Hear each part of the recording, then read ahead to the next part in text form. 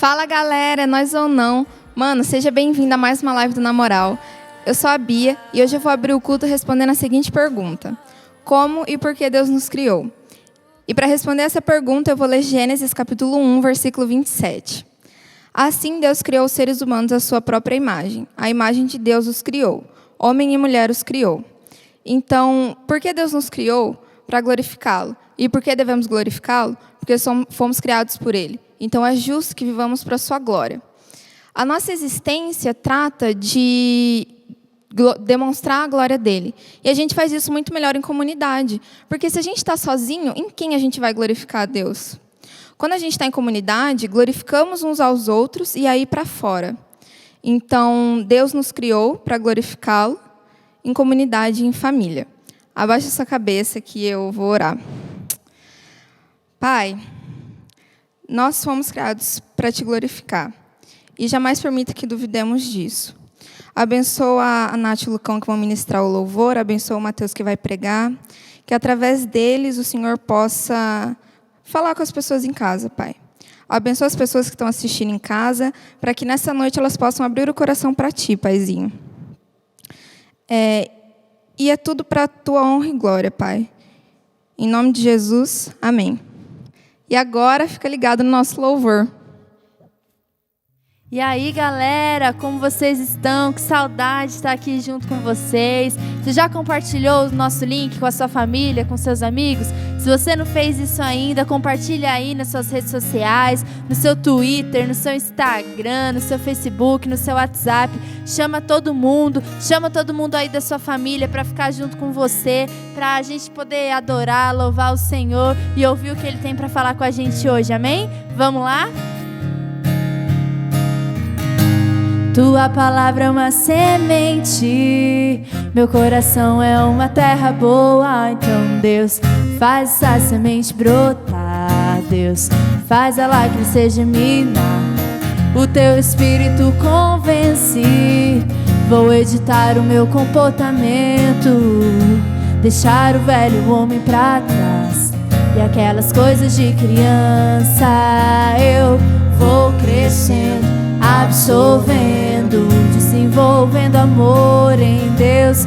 Vou crescendo, absorvendo, desenvolvendo amor em Deus. Vou crescendo, absorvendo, desenvolvendo amor em Deus. Vou crescendo, absorvendo em Deus, em Deus. Tua palavra é uma semente, meu coração é uma terra boa. Então Deus, faz essa semente brotar. Deus, faz ela crescer, germinar.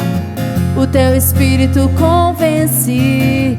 Vou editar o meu comportamento, deixar o velho homem pra trás e aquelas coisas de criança. Eu vou crescendo, absorvendo, desenvolvendo amor em Deus. Vou crescendo, absorvendo, desenvolvendo amor em Deus. Vou crescendo, absorvendo, desenvolvendo amor em Deus. Vou crescendo, absorvendo. Sim, eu serei como a árvore frondosa, e dos meus galhos sairão as frutas mais saborosas. Pois estarei plantado junto ao ribeiro das águas da vida.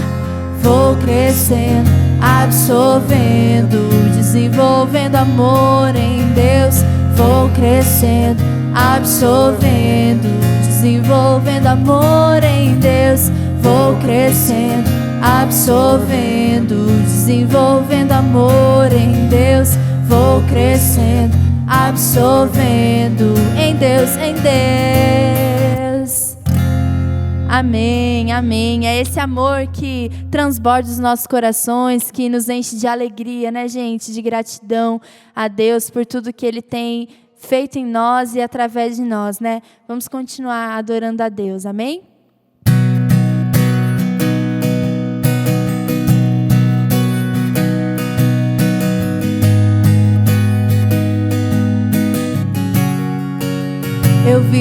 Senhor,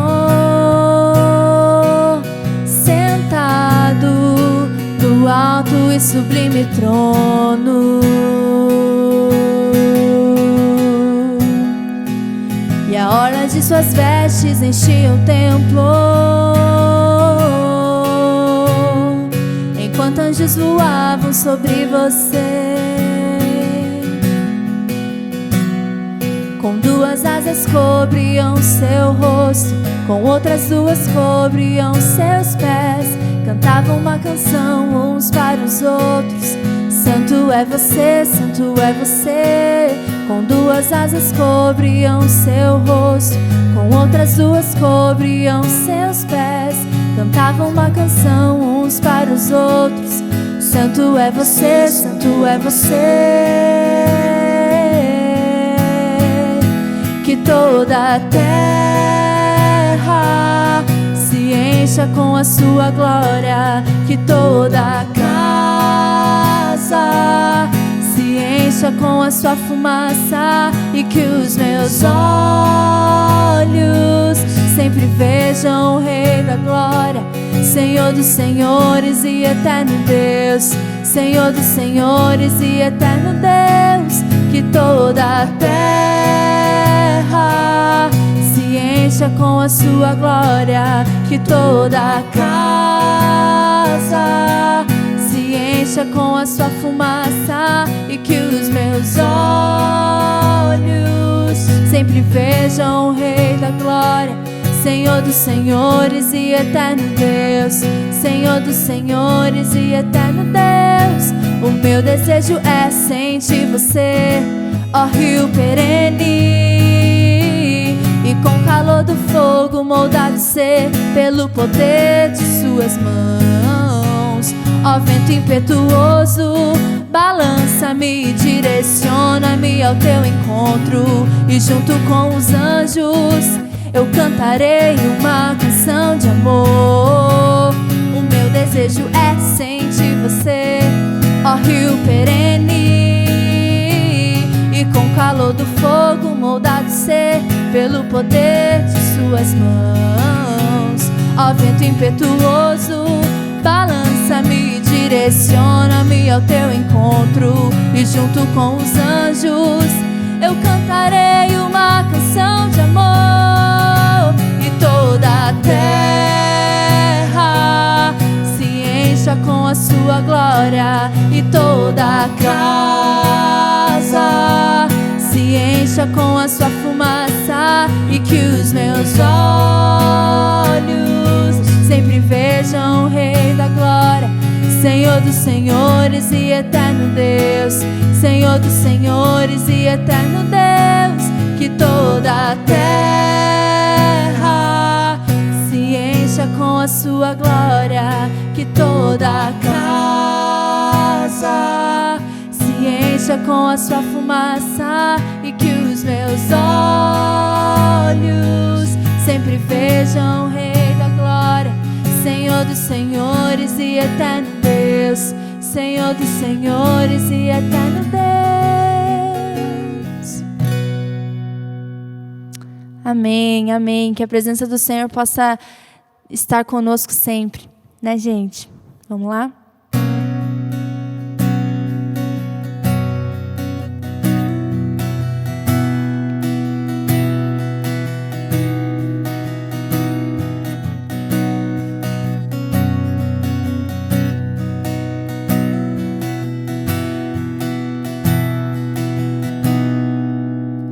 Eu olhei a tristeza nos olhos e sorri,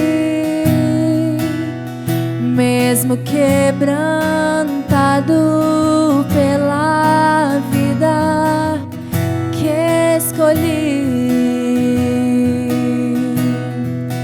Da janela eu vi cada estação fugir, como a as árvores eu permaneço no mesmo lugar. No outono, no inverno eu espero primavera chegar. Da estrada eu quis retornar onde parti. Da distância avistei a alegria e a esperança. Das migalhas que desperdiçamos faremos jantar. Eu voltaria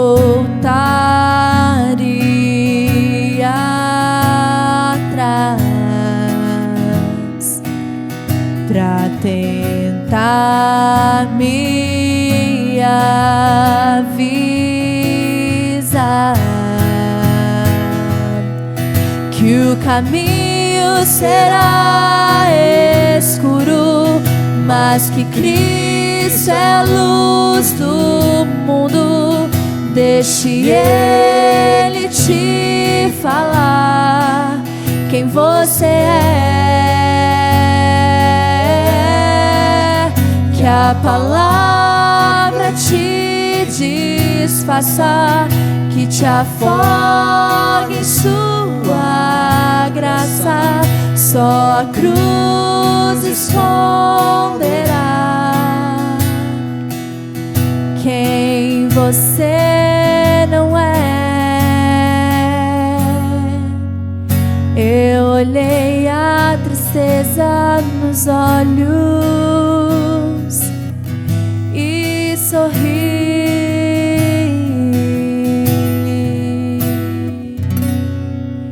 Obrigada, Jesus. Obrigada porque a gente pode te louvar.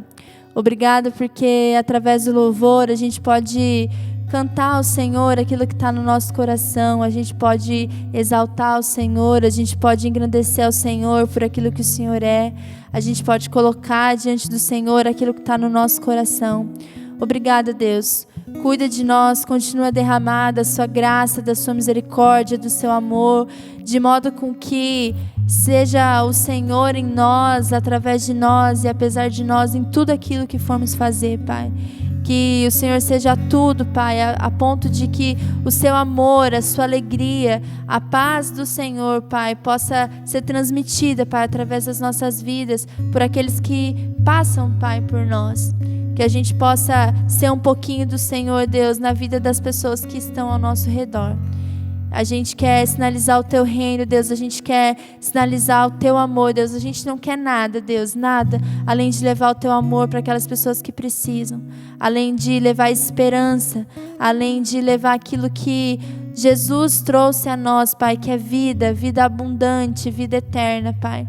Então nos ajuda, Deus, a ser braço de Jesus, a ser amor, a ser Jesus, Pai, na vida dessas pessoas que têm cruzado as nossas histórias, Pai.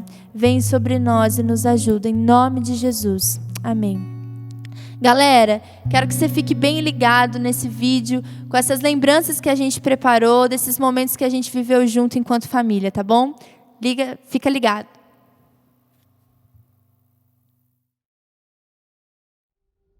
Saudade é o nome do sentimento que nós damos quando nós sentimos falta. Não temos o contato do mesmo jeito que nós tínhamos em algum momento atrás, algum tempo atrás. E tem sido assim em relação ao namoral.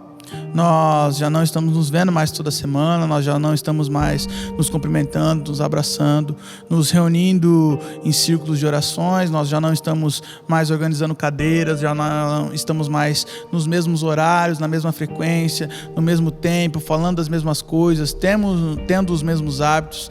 E eu quero convidar você a sentir saudade porque essa palavra só existe no português, sentir saudade porque a gente sente saudade daquilo que a gente ama, sentir saudade porque vocês têm casa, família, espaço, vocês têm um lugar para o qual voltar, um lugar para o qual olhar. Eu quero convidar você a não esquecer que o Na Moral é um ambiente onde Jesus proporcionou o conhecimento do Evangelho ao seu coração. Eu quero convidar você a restaurar o seu amor, o seu desejo, a sua vontade de estar aqui conosco. O nosso coração se alegra com o seu coração. A nossa vida é servir você, a nossa vida é servir Jesus, e a nossa vida é formarmos uma comunidade que ama Jesus, tem o Evangelho por mensagem, tem a plataforma do Reino de Deus como a utopia que persegue. Eu quero convidar você a participar do Na Moral. Nesse tempo em pandemia, a gente quer estar de maneira remota, mas em breve, se Deus nos permitir, a gente vai estar junto novamente, para a honra, para a glória e para o louvor dele. Que Deus abençoe você. Até a nossa próxima reunião. Um abração. Tchau, tchau.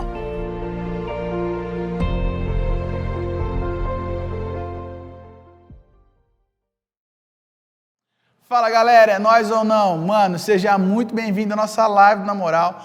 Muito obrigado pela sua companhia, muito obrigado por você ser fiel aqui conosco, está aqui mais uma vez. Eu quero esclarecer o motivo de nós estarmos aqui embaixo, por esse período. Nós vamos passar o mês de setembro aqui, conversando com vocês aqui de baixo, porque o mês de setembro é o mês onde nós completamos mais um ano de aniversário, é o mês de aniversário do Na Moral, e nós somos muito felizes, porque desde 2015, Deus tem dado a graça de nós estarmos juntos. Eu sou muito feliz, muito realizado como pastor nesse ministério, e eu tenho certeza que o Senhor tem usado as nossas vidas para alcançar outras pessoas, e você é instrumento de salvação. Se você compartilhar esse link, se você chamar outras pessoas para conhecerem a gente, as nossas células, nosso material discipulado e tudo que nós temos feito, conto com você e eu conto com a sua companhia. Espero que nós estejamos em breve, muito em breve, aqui nesse salão, comemorando mais do que o Senhor tem para fazer com a gente. E hoje eu quero conversar com você sobre esse tempo de pandemia. Quero continuar conversando, reflexões a respeito do tempo de pandemia, esclarecendo para você que esse tempo de desafio é um tempo que naturalmente desafia não só você, mas desafia a todos. Eu lembro que no começo da pandemia, o desafio era entender o que era uma pandemia, entender o que era o Covid-19, entender o que era lidar com o Covid-19, entender como eu ia trabalhar dentro da igreja a respeito dessa doença, a respeito desse tempo que nós íamos entrar. Comecei a pensar, depois disso, quanto tempo a gente ia durar nisso. Será que não ia ser tempo demais? Será que não ia ser tempo de menos? Será que não era um exagero pensar em estratégias específicas para um tempo de Covid? Depois comecei a pensar em desafios missionários que Deus poderia dar para a gente que a gente poderia abençoar, engajar na moral, num aspecto de generosidade. E eu louvo a Deus porque Deus tem dado esses desafios, Ele tem sustentado a gente para a gente conseguir cumprir tudo isso. Mas eu quero conversar com você hoje sobre a espiritualidade, o jeito de viver em fé, o jeito de viver a caminhada de fé, numa maneira onde a gente topa desafios que Deus nos dá. Hoje a gente vai conversar um pouco sobre um personagem bíblico que ele não é muito mencionado. Quando a gente fala dele, a gente fala de uma batalha específica que ele lutou, que foi a batalha em Jericó. Mas esse personagem, ele tem uma história muito especial, que na verdade a caminhada dele como um todo é muito emblemática para mim. Josué é um livro na Bíblia que vem logo depois de Deuteronômio. Moisés acaba de morrer, Moisés é levado para o alto do monte, ele não desce de lá, o corpo dele é tomado por Deus, e Deus não deixa ninguém ter acesso ao corpo de Moisés mais, mas Josué, a partir de então, é colocado como líder de Israel. E aí eu queria olhar com você para esse trecho na Bíblia, está lá em Josué 1, a gente vai conversar de Josué 1 até Josué 3, hoje. Eu queria pensar com você, poxa, você já se imaginou tendo o desafio, tendo a incumbência de assumir a liderança depois de um cara tão bem sucedido quanto Moisés? Imagina só, você pegou a liderança de um cara que não era ninguém, mas esse cara apareceu no meio do povo como um libertador, um revolucionário dentro da sociedade em que você vive, e esse cara, não só como revolucionário, ele se levantou como um homem de Deus e começou a falar, e esse cara colocou todo mundo em ordem, ele colocou os egípcios para correrem. Deus usou a vida desse cara para que os egípcios fossem expulsos do meio do povo de Israel, e o povo de Israel pudesse sair em liberdade e festejando a Deus e comemorando que o nosso Deus estava no meio deles. E depois disso, esse cara ainda estabeleceu leis, regras, estatutos, mandamentos de Deus para o povo. E aí eu acho muito legal que Josué, no meio desse processo todo, Josué estava com Moisés. Tem uma história legal de Josué que você vai ler nos livros de Moisés, no Pentateuco, você vai ler lá, que Moisés chama 12 espias. Um de cada tribo, ele manda para invadir as terras onde o povo ia conquistar. E aí, nesses 12 espias, Josué e Caleb voltam super animados, porque eles veem que a terra é próspera, a terra dá fruto, mano. Tudo que planta na terra dá bom, velho. Você planta um negócio, o negócio vinga. Você planta outro negócio, o negócio vinga também. Mano, tudo vira rock naquilo lá, tudo dá bom. Os caras têm colheita onde não plantaram, mano. O bagulho era muito bom. Só que daí, 10 dos caras que vieram de lá, 10 deles, eles voltaram meio desanimados, meio borocochô, meio abatidos. E aí Moisés perguntou: o que aconteceu? Não, a terra é muito boa, a terra é excelente, mas temos gigantes. E o espírito que, a Bíblia fala assim, o espírito que estava sobre esses 10 era diferente do que estava sobre os outros 2. Josué e Caleb, quando eles voltaram, falaram assim: gente, se Deus se alegrar de nós, olha tudo que Deus fez pelo povo, por nós, no Egito. Olha tudo que Deus fez. Você acha que esse Deus que fez tudo isso pelo Egito, Ele não vai continuar fazendo isso? Esses gigantes, essa galera, esse exército, eles não são nada. E o povo começou a querer até apedrejar Moisés, querer se levantar contra Moisés, e Josué e Caleb foram um dos únicos que falaram assim: cara, para com isso, o Moisés foi um servo de Deus, Moisés nos orientou até aqui, e ele é um instrumento poderoso de Deus. Mas Moisés morre, não apedrejado pelo povo, ele cumpre a sua velhice, atende o chamado dele, completa a carreira dele, mas Moisés morre. Quando Moisés morre, Deus chama Josué para liderar o povo. E eu queria convidar você a se colocar no lugar de Josué.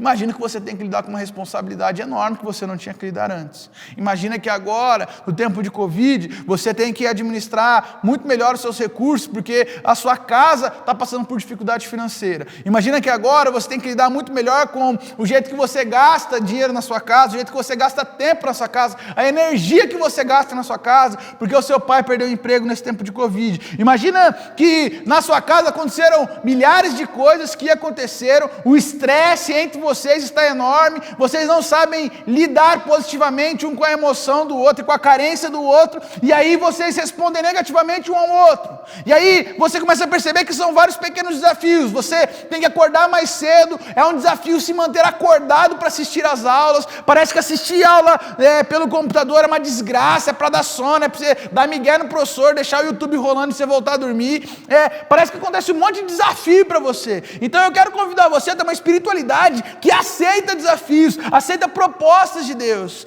E aí eu queria me atentar a Josué 1, do verso 1 até o verso 9, onde Deus tem uma palavra para o coração de Josué e fala assim: Josué, não tenha medo. Josué, joga fora o medo. Josué, não fique preso ao medo. Josué, olhe para o medo que você está e para o tamanho de Moisés e entenda que quem vai te confirmar como líder sou eu. Eu vou fazer tantas coisas com você quanto eu fiz com Moisés, e eu quero estar com você nesse processo todo. Josué, seja forte e corajoso. Josué, não se entregue ao sentimento de insegurança. Josué, quando você se sentir mal, se sentir oprimido, se sentir ofendido, Josué, quando toda ofensa chegar em você se direciona para mim, leia a palavra de Deus e repouse nela, aprenda com ela, conserte coisas, esteja sempre em evolução, aceite o desafio, Josué. Eu acho muito legal que a Bíblia não dá muita resposta para a gente se Josué aceitou ou não o desafio de Deus. A Bíblia só conta que Josué começou a liderar. E aí, quando vai lá para o capítulo 3, no verso 5, tem um texto que eu acho muito legal, que é um texto de Josué, e Josué fala assim para o povo, ele reúne todo o povo e fala assim: ó, santifiquem-se, que amanhã o Senhor fará maravilha no meio de nós. Eu queria convidar você a dizer isso para alguém hoje: santifique-se, amanhã Deus vai fazer maravilhas no meio de nós. Santificar-se, ou santidade, tem vários aspectos na Bíblia, e eu quero destacar 4. O primeiro aspecto que santidade tem a ver na Bíblia é uma condição em relação a Deus. É uma condição que, a partir do momento que eu creio em Cristo Jesus, eu sou santo. O apóstolo Paulo escreve cartas aos santos em Filipos, na Galácia, em Tessalônica, em Éfeso, em todas as cartas de Paulo, em Roma. Paulo escreve carta aos santos. Então santidade é um jeito que eu me encontro em relação a Deus. Eu posso estar em santidade por estar em Cristo Jesus, ou eu posso estar em pecado, eu posso estar em injustiça, estar longe de Deus. Mas também santidade tem a ver com posição. Como assim posição? Santidade tem a ver com estar disponível para a ação de Deus. Então eu tomo uma posição diante de Deus. Então santidade é tomar posição diante de Deus, entendendo que eu posso estar santo para Deus, para que Deus faça algo através de mim. Então santidade é uma condição em Cristo Jesus, mas santidade também é uma maneira de eu fazer algo, é uma disposição para eu fazer algo. Então eu me disponho em santidade. Mas santidade também é um jeito que eu olho para a minha vida. Santidade é uma postura ética e moral diante do meu ser. Santidade é eu olhar para a minha vida e falar assim: isso aqui não combina mais com o caráter de Jesus, e eu abro mão disso na minha vida. Eu sei que os meus pecados secretos podem ou não conversar, podem ou não ser expostos diante de uma liderança, diante de pessoas, mas eu não quero mais eles na minha vida. Então eu paro de mentir. Então eu paro de ofender, eu paro de brincar com coisas que eu não devia, eu paro de brincar com piadas racistas, eu paro de brincar com piadas machistas, eu paro de brincar com a pobreza, a desigualdade social, eu paro de brincar porque eu tomei uma postura diante de Deus, então uma postura ética e moral, eu me conserto diante de Deus, eu não brinco mais com Deus. Deus não é mais um otário com quem eu faço piada, mas Deus é alguém que pode governar a minha vida, porque eu tomei uma posição séria diante dele, e a partir de agora eu ando com Deus. Então eu tenho uma postura diante de Deus porque eu estou em Cristo Jesus, eu estou disponível para Deus, para Ele fazer o que Ele quiser comigo, e eu também tomei uma postura ética e moral para que eu não faça mais nada. Mas para mim tem um quarto, que eu não faço mais nada que o ofenda, mas para mim tem um quarto aspecto que é muito importante, que santidade tem a ver com sanidade. Santidade para mim não é a luta religiosa que muitas pessoas tentam propor como um aspecto para alcançar a Deus, mas a santidade tem a ver com sanidade. Então eu tenho sanidade suficiente para contrapor, para confrontar, para avaliar as coisas pelas quais eu vivo, a maneira pela qual eu julgo, a maneira pela qual eu avalio a minha história, e eu começo a olhar assim: isso não combina com a palavra de Deus, a palavra de Deus não reina, não impera, não governa, não me direciona desse jeito, então eu vou mudar isso em mim. Sanidade. Então, postura, disponibilidade, aspecto moral e ético e sanidade. Mas mesmo assim, mesmo estando dentro desses 4 aspectos, estando em santidade, estando disponível para Deus, tendo força em Deus, acreditando em Deus e não sendo covarde diante das coisas, muitas vezes eu, Mateus, diante dos meus desafios, eu fico temeroso. O que vai acontecer ano que vem? Como é que vai ser? A gente volta presencial ou não volta? Nós retornamos com as atividades da escola? Será que ano que vem a gente vai continuar aprendendo pelo YouTube? Será que ano que vem a gente vai continuar tendo que conversar com os nossos amigos por videochamada?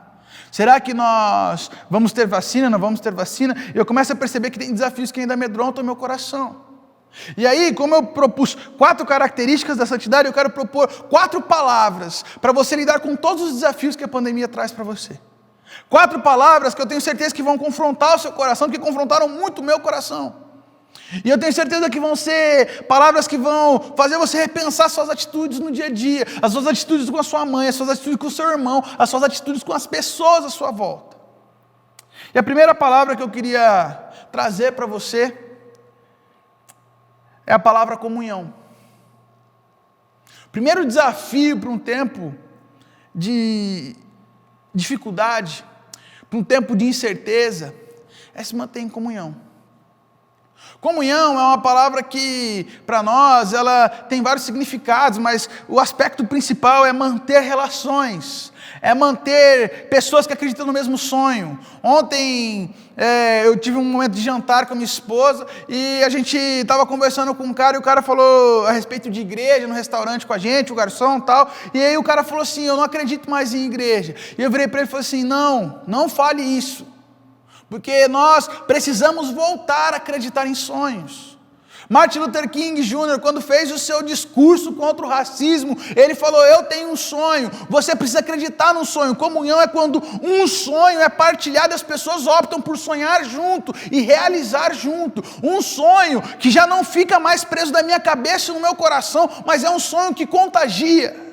O Namoral, no mês de aniversário, eu quero dizer para você que o Namoral é uma família que tem um sonho de ver o reino de Deus, a justiça de Deus, o evangelho do reino de Deus, a mensagem de Jesus, o Cristo crucificado, ganhando o coração de outras pessoas. E essa mensagem fez outras pessoas sonharem o Namoral também. O Namoral não é um sonho do Mateus, o Namoral tem um sonho onde muitos rostos sonharam junto, muitas cabeças sonharam junto. Namorar é a consequência de um sonho comunitário. Comunhão é um jeito de enfrentar desafios. Atos 4, do 32 ao 35, vai contar que a igreja primitiva vivia uma comunhão tão forte que no meio deles já não tinha ninguém passando necessidade nenhuma. O que era um sonho de Deus para o povo de Israel, que é revelado lá em Deuteronômio, que fala para o povo assim: ó, não tenham pobres no meio de vocês, mas partilhem de tudo. Isso se concretiza no espírito que estava lá em Atos, no capítulo 4. Ninguém deixava faltar nada. O sonho de Deus estava sendo concretizado por uma comunidade que entendia a dependência,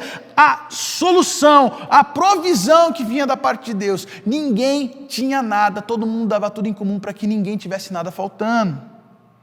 Leslie Newbigin, um missionário que ficou 20 anos no meio dos hindus, e quando ele voltou para os Estados Unidos, ele viu que os Estados Unidos estava totalmente desorganizado. Eu vou usar ele bastante hoje. Ele diz o seguinte a respeito de comunhão: a contribuição mais importante que a igreja pode dar para uma nova ordem social é ela ser essa própria nova ordem social. Em outras palavras, a contribuição da igreja para que o evangelho faça sentido na história é que a igreja seja o lugar onde o evangelho governa todas as decisões, onde o evangelho faz a gente tomar todas as nossas atitudes, onde o nosso jeito de pensar é governado pelo evangelho, onde o nosso jeito de agir é governado pelo evangelho, nosso jeito de comprar, de tratar, de ofender, tudo é tratado pelo evangelho.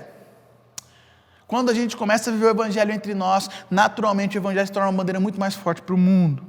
Mas a segunda palavra, depois da comunhão, é empatia. Como assim? Empatia, sentir a dor do outro. Nós estamos nos tornando cada vez mais simpáticos. O que é uma pessoa simpática? É uma pessoa que aparentemente gosta da gente, se disponibiliza para a gente e gasta um tempo conosco. É aquela pessoa que sorri, abraça, que cumprimenta. Nesse tempo de pandemia, ela só dá um sorrisinho assim, ela manda um WhatsApp e tudo bem. Mas no dia a dia comum, fora de pandemia, é aquela pessoa que aparentemente você não tem nada contra, mas você também não tem nada a favor. Ela sempre deu um sorriso para você, te cumprimentou de longe, tudo bem, paz do Senhor, tal, aquela coisa. Mas nós temos muitas pessoas assim. Mas empatia é quando a gente sente o que o outro está sentindo, é quando a minha emoção não consegue mais deixar alguém invisível. Parece que a gente conversa com pessoas, parece que a gente se relaciona entre a gente, mas parece que tem algumas pessoas que se mantêm invisíveis. Parece que tem algumas pessoas que não invadem a nossa realidade. E a gente recebe notícias cada vez mais tensas e cada vez mais tenebrosas, e a gente começa a não ligar. Um exemplo forte de que nós precisamos muito de empatia é que nós ultrapassamos os 100 mil mortos e poucos de nós sentiram algum tipo de remorso, algum tipo de angústia por causa disso. Poucos de nós gastaram algum tempo de oração. No início da pandemia, as correntes de oração, a vontade de orar pela pandemia era intensa contra o avanço do Covid. Hoje, nós já nos sentimos confortáveis. Não tem o que fazer. Empatia por quem está sofrendo, empatia por quem não tem condições de lidar com a pandemia do mesmo jeito que a gente, empatia que faz a gente ser generoso, empatia que faz a gente ser menos gastador de maneira irresponsável, empatia é o que move o mundo. A carta aos Hebreus, falando a respeito do nosso pecado, agradece a Deus, engrandece a empatia que Jesus teve por nós, e ela diz o seguinte: visto, portanto, que temos um sumo sacerdote que entrou no céu, Jesus, o Filho de Deus, apeguemos firmemente aquilo que cremos. Nosso sumo sacerdote entende as nossas fraquezas, pois enfrentou as tentações que nós enfrentamos, mas nunca pecou. E assim nós podemos nos aproximar do trono da graça com confiança. Porque nós temos um sumo sacerdote que sofreu como nós sofremos. Por causa do que Cristo Jesus passou, nós podemos nos achegar ao trono onde Ele reina. Porque Jesus olhava para a multidão e se compadecia dela, nós podemos crer que no nome dele nós temos salvação. Jesus não está indiferente à nossa história, nós precisamos de empatia, e é exemplo de Jesus olhar para aqueles que sofrem, e é exemplo de Jesus não deixar que a dor de ninguém fique sem companhia. Se é verdade que nós queremos ser cada vez mais comunitários, cada vez mais comungando no mesmo espírito, da mesma consciência, é verdade também que nós temos uma palavra que é impossível de passar sozinho: sofrimento. Você não tem o direito de sofrer sozinho. Esse talvez seja o meu mote. Você não tem o direito de sofrer sozinho. Eu faço questão de sofrer com você e, se possível, no seu lugar. Você não tem o direito de sofrer sozinho. Gálatas 3, versos 13 e 14, o apóstolo Paulo está falando a respeito da lei e da graça. O apóstolo Paulo está falando o seguinte: cara, nós precisamos entender que Jesus foi tão empático que o maldito, Jesus fez maldição para que nós pudéssemos usufruir da liberdade. Uma vez eu tuitei na minha conta pessoal que o santo se fez maldito para que os malditos fossem feitos santos nele. Por causa do que Jesus fez por nós, pela profunda empatia que Ele sentiu por nós, nós podemos, pela fé, ser feitos santos nele. Michael Gorin, no livro Introdução à Cosmovisão Cristã, diz que não há dúvida de que Jesus privilegiou os pobres e os marginalizados em sua missão, indo com compaixão ao encontro deles. Portanto, para aqueles que seguem Jesus na missão dele, a preocupação com os pobres e oprimidos será sempre presente na sua própria missão. A compaixão andará de mãos dadas com a justiça, e a busca de transformação estrutural irá lado a lado com a compaixão pelos marginalizados. Em outra palavra, eu não estou aqui querendo entrar na discussão se eu dou o peixe ou ensino a pescar. Para mim isso é muito pouco. Para mim a gente tem que dar o peixe e lutar para que nunca mais haja falta dele. Nós temos que dar o peixe e lutar para que haja pesca para todo mundo. Nós temos que dar o peixe, ensinar o cara a pescar e brigar para que ele tenha um barquinho, uma vara, e ele tenha condição de entrar no rio, e ele tenha rio que não esteja poluído. Essa é a missão cristã. Empatia. Porque quando a gente não tem empatia, a gente se torna indiferente. Terceiro lugar, resiliência. Porque quando a gente assume essas verdades de ser cada vez mais comunitário e não deixar ninguém sofrer sozinho e participar com empatia do sofrimento dos outros como uma missão para nós, a gente precisa entender que nós vamos sofrer demais. E talvez nós vamos sofrer por coisas que a gente não entende o tamanho dessa dor.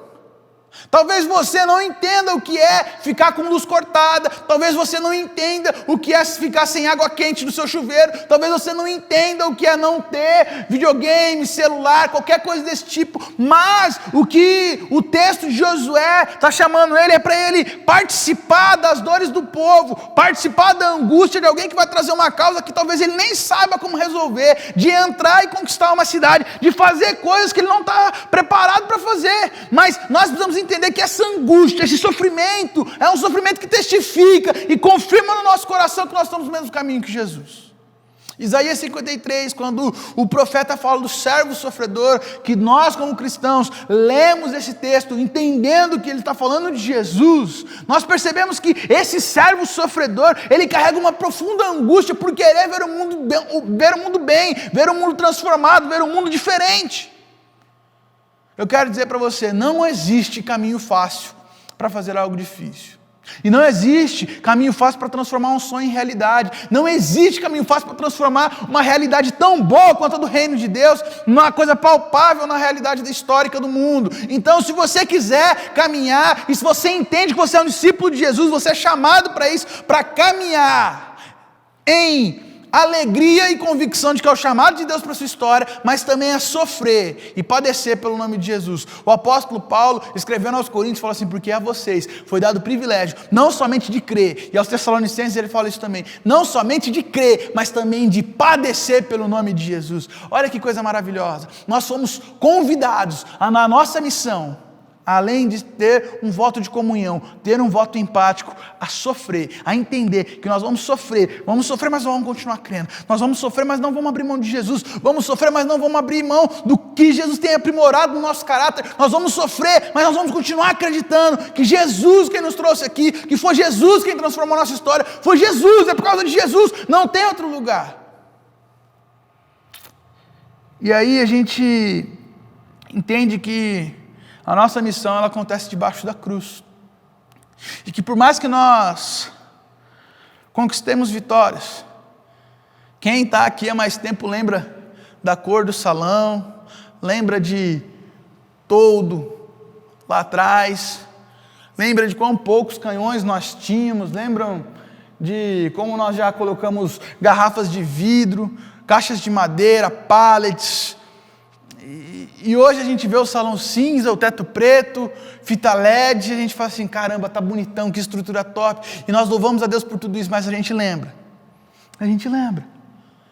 resiliência. O Eugene Peterson tem um livro que chama Uma Longa Jornada de Obediência na Mesma Direção.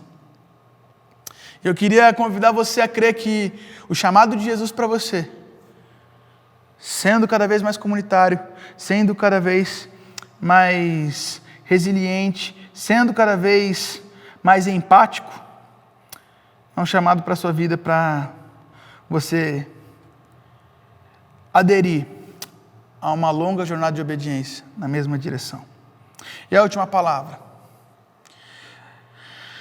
Se a gente tem que ser comunitário, a gente tem que ser empático, a gente tem que ser resiliente, a gente tem que ser fiel.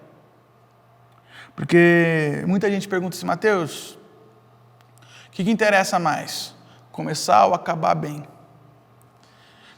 Na expectativa de que eu responda que acabar bem, aí ele fala assim, então tá bom, então eu vou deixar para seguir Jesus lá na frente, quando eu tiver uns 30 anos. Minha resposta é muito bíblica, nesse aspecto, porque eu viro e falo assim, mas você sabe quando é que vai acabar? Nem Jesus sabe. Queira acabar bem, mas se você não sabe como e quando vai acabar, você tem que estar sempre bem. Queira acabar bem. Os amigos de Daniel, quando eles foram, Sadraque, Mesaque e Abednego, quando eles foram convidados pelo rei para conversar, e aí rei? O rei fala para eles, eu não disse para vocês pararem de adorar, vocês vão ser jogados na fornalha e tal. E eles respondem algo para o rei que aquilo incomoda o meu coração. Aquilo denuncia minha falta de fé, falta de dependência de Deus, falta de compreensão do que Deus faz. Que eles falam assim, Deus, o nosso Deus. Eles falam assim, rei, o nosso Deus pode não nos salvar. Ele tem poder para nos salvar, mas Ele pode não nos salvar. E se Ele não fizer, nós estamos de consciência tranquila. Nós não vamos de maneira alguma abandoná-lo. Eu quero convidar você a ter uma experiência de fidelidade com Deus. Nesse tempo de pandemia, de desafios que você está tendo, entender que ser comunitário, ser empático, ser resiliente e ser fiel é caminhar com Jesus de Nazaré, entendendo como Jesus viveu no mundo. Josué, na minha cabeça, ele é um grande líder, não porque o trabalho dele, ele conquistou tudo, ele dividiu tudo e o trabalho dele foi um sucesso. O resultado, para mim, é o que menos importa. Eu vou contar uma coisa para vocês, o resultado é o que menos importa, o que importa é o processo. Às vezes a gente está preocupado que as pessoas alcancem resultados grandiosos. Não, eu prefiro que as pessoas alcancem processos fiéis. Ouça a Deus e obedeça a Deus nos mínimos detalhes da sua vida. O que Deus te direcionar, tenha como regra para o seu coração. E se não der em nada? Se não der em nada, você vai ser o nada de Deus. E se der muita coisa? Se der muita coisa, você também vai ser muita coisa de Deus. Mas, como disse C.S. Lewis, a diferença entre o homem que tem tudo e tem a Deus, e do homem que tem nada e não tem a Deus, não é nenhuma. Porque só em Deus estão todas as coisas. Dele, por Ele, para Ele são todas as coisas. E como disse o apóstolo Paulo, eu quero terminar essa mensagem. A Ele, a glória, o domínio pelos séculos dos séculos. Amém. Que Deus abençoe você. Muito obrigado pela sua companhia. Que as nossas reflexões no tempo de pandemia te levem a uma experiência de vida mais genuína, uma experiência de vida, de relações, de construções nesse mundo um pouquinho mais aprimoradas e que você se torne, para a glória de Deus, alguém mais comunitário, alguém mais empático, alguém mais resiliente, que sabe sofrer e alguém mais fiel, para que o nome de Jesus seja conhecido. Amanhã nós temos a nossa celebração comunitária aqui na IPI Maringá, que você pode acessar pelo Facebook ou pelo YouTube, só colocar IPI Maringá lá. Você pode nos seguir nas redes sociais, pode dar um like no nosso vídeo aqui, por favor, e também pode seguir a gente no Instagram, @namoralipi. Você vai ser muito bem-vindo e lá nós temos todas as nossas notícias. Um beijo grande no seu coração, que Deus te abençoe e até semana que vem. Tchau, tchau. Em tua presença vou me derramar e declarar que é santo o Deus, o som do céu vamos ouvir. Sopra teu vento suave hoje aqui. Vou declarar o único nome que salva. Jesus.